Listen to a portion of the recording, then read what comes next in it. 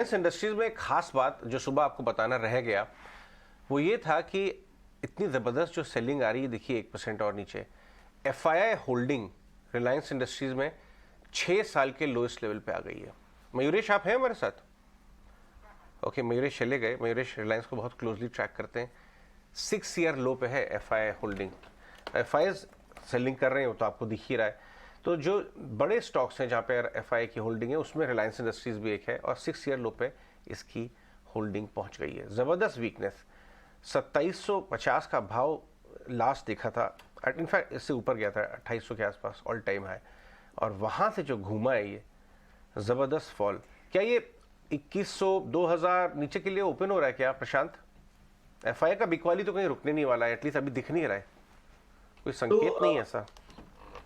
जी, तो अजय जी, जहां तक रिलायंस की बात है, जहां तक मुझे याद है, मैं जैसे ही इसने 2700 के लेवल ब्रेक किए थे, मैंने हमेशा कहा था इसको थोड़ा सा बाइंग अवॉइड कीजिए।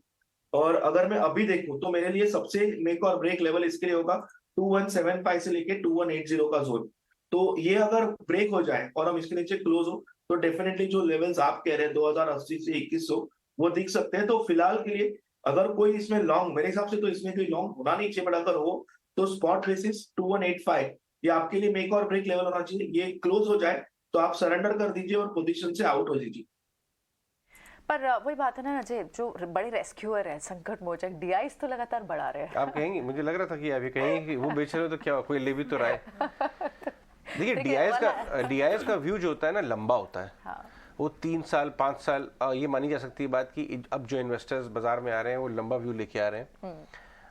हालांकि डेटा विपरीत दिखाता है, एमएफ होल्डर्स का लेस देन 1 ईयर का होल्डिंग पीरियड है, लेकिन डीआईए एज एन ऑर्गेनाइजेशन चाहती है लंबा व्यू और वो खरीद रहे हैं इस समय। जब आपको मुकेश अंबानी ने खुद अपनी एजीएम में बोला कि हम अपने सारे बिजनेस का की वैल्यू नेक्स्ट 5 साल में डबल करेंगे, तो आप क्यों नहीं स्टॉक लेंगे?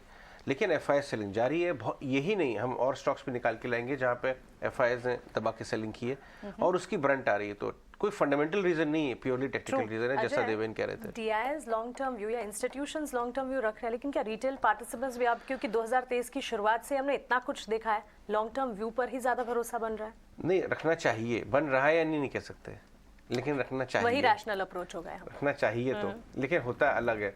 व्यूअर्स जो हैं हमारे, बहुत सारे इन्वेस्टर्स हैं, वो लंबा व्यू रख पाते नहीं है। रखना चाहिए तो इन्वेस्टर्स को, लेकिन वो बदल रहा है, आई एम श्योर बदलेगा वो, पर बाजार नहीं बदल रहा। बाजार में आज भी 16,800 के करीब पहुंच गए भाई। 16,900 से भी स्लिप कर गया। एक एक करके सपोर्ट टूट रहे हैं और हर बार हम उम्मीद लगाते हैं कि शायद ये सपोर्ट बच जाएगा। राहुल आज एक सपोर्ट की बात कर रहे थे 16,750 आई थिंक, उसके बाद अगर वो भी टूटा तो फिर तो एक फ्री फॉल जैसे सिचुएशन बनेगी। तो क्या